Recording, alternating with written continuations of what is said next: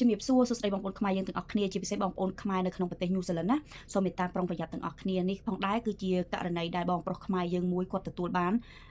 ជាមេរៀនមួយគាត់ចង់ឲ្យខ្ញុំចែកម្លែកដល់បងប្អូនខ្មែរយើងទាំងអស់គ្នាដើម្បីធ្វើការប្រុងប្រយ័ត្នចឹងណាបងប្អូនឥឡូវមកស្ដាប់ដំណើរតំណងរឿងទាំងអស់គ្នានិយាយទៅបងប្រុសគាត់បានប្រាប់ខ្ញុំថាមាន private number លេខprivate number ហ្នឹង call មកគាត់ហើយក៏បានសួរនាមតកូលសួរអីគាត់បញ្ជាក់ថាគាត់នឹងជានរណាអញ្ចឹងទៅក៏គាត់បានឆ្លើយរួលស្របជាមួយគេថាពិតប្រាកដហើយនឹងពិតជាឈ្មោះគេសួរនាមត្រកូលបងប្អូនហើយអញ្ចឹងក៏គាត់បានប្រាប់នាមត្រកូលគាត់ថាគាត់នឹងគឺឈ្មោះនឹងហើយអីហើយអញ្ចឹងទៅហើយអ្នកដតីមកហ្នឹងគេតាំងខ្លួនគេគឺជាមន្ត្រីប៉ូលីស Cyber Security អញ្ចឹងណាបងប្អូនដូចថាគេហៅឲ្យគេខ្មែរយើងអ្នកស៊ើបអង្កេតបទល្មើសតាមអនឡាញហ្នឹងហើយចាហើយដល់ពេលហើយទៅក៏បាននិយាយទូរស័ព្ទជាមួយគាត់គាត់ថាគាត់និយាយរៀងយូរដែរតែបងប្អូនគេបានប្រាប់គាត់ថាជនខិលខូចបានយកទិន្នន័យរបស់គាត់នឹងយកទៅកាន់កាប់ហើយអ្នកដតេមកហ្នឹងគេនិយាយតាំងខ្លួនគេគឺជាមន្ត្រីប៉ូលីសហើយគេបានប្រាប់គាត់ថា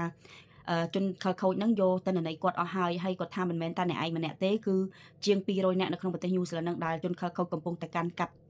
ទិន្នន័យអញ្ចឹងណាបងប្អូនហើយអញ្ចឹងគាត់ក៏បាននិយាយតគ្នាទៀតរៀងយូរវែងដែរហើយក៏គេបានចង់សួរនាំគាត់ថាគាត់មានដែរបាត់បង់លុយពីធនាគារឬក៏អត់ហើយគេសួរគាត់ថាគាត់មានដែរលេងអីនៅតាមអ៊ីនធឺណិតអត់របៀបថា Bitcoin អីខ្ញុំអត់សូវយល់ដែរបងប្អូនអាហ្នឹងអា Bitcoin អីហ្នឹងដូចថា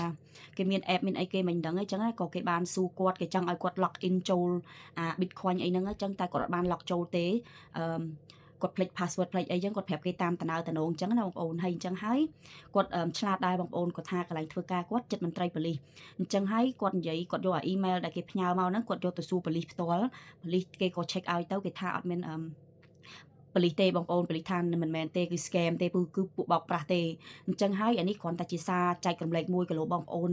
អត់នឹកស្មានថាគីឡូមាន private number គេទេមកដូចរឿងច្បាស់លាស់អីសូមបងប្អូនមេត្តាប្រុងប្រយ័ត្នទាំងអស់គ្នាជាពិសេសពេលដែលគេទេមកយើងហាមបំផុតគឺបើកលេខធនាគារយើងមើលថាលុយយើងនៅប្រមាណអីប្រមាណហ្នឹងយើងហាមដាច់ខាតកុំបើក app អីផ្សេងបងប្អូនបើយើងនិយាយជាមួយគេយើងនិយាយទៅបើមើលថាមិនស្រួលយើងក៏បិទចោលទៅណាបងប្អូនទាំងអស់គ្នាហើយខ្ញុំបញ្ញាប់និយាយរឿងនេះឡើងមកដែរដោយសារម្សិលមិញហ្នឹងពេលខ្ញុំធ្វើវីដេអូដែរហ្នឹងក៏មាន private number call មកខ្ញុំដែរបងប្អូនតែខ្ញុំអត់លើកគេចាំខ្ញុំដាក់ម៉ោង call គេ call មកខ្ញុំដែរហ្នឹងឲ្យលើកអេក្រង់ឲ្យបងប្អូនមើលដែរអញ្ចឹងណាហ្នឹងហើយនេះគ្រាន់តែជាការចែកម្លែកមួយដែលបងប្អូនដែលបងគាត់ចង់ឲ្យបងប្អូនខ្មែរយើងទាំងអស់គ្នាកុំឲ្យមានការចាញ់បោកគេហើយសម្រាប់បងប្រុសក៏គាត់អត់មានអស់អីដែរព្រោះគាត់អត់បាន log in ចូលអីចឹងឯងបងប្អូនទាំងអស់គ្នាអញ្ចឹងហើយបងប្អូនសូមមេត្តាប្រុងប្រយ័ត្នបើអាច private number យើងទេទៅបើថាអត់មានអីរឿងវែងឆ្ងាយទេកុំនិយាយជាមួយគេយូរពេកអានេះតាមតែខ្ញុំមើលរឿងណាបងប្អូនបើយើងអាចនិយាយជាមួយគេ1នាទីទៅ2នាទីបើគេអ្នកខ្លាំងខាង IT ហ្នឹងគេអាច hack ចូលទូរស័ព្ទយើងបានណាអាហ្នឹងខ្ញុំធ្លាប់មើលរឿងណាតែជីវិតក្រាំងក្រៅឬក៏ជនបោកប្រាស់ហ្នឹងខ្លាំងដល់កម្រិតហ្នឹងនៅក៏ខ្ញុំអត់ដឹងដែរបងប្អូនទាំងអស់គ្នាអញ្ចឹងហើយសូមបងប្អូនមេត្តាប្រុងប្រយ័ត្នបើឃើញលេខ private number ទេមកយើងនិយាយបានត្រឹម2-3នាទីមើលថាយើងអត់សូវស្រួលហើយបិទចោលទៅហ្នឹង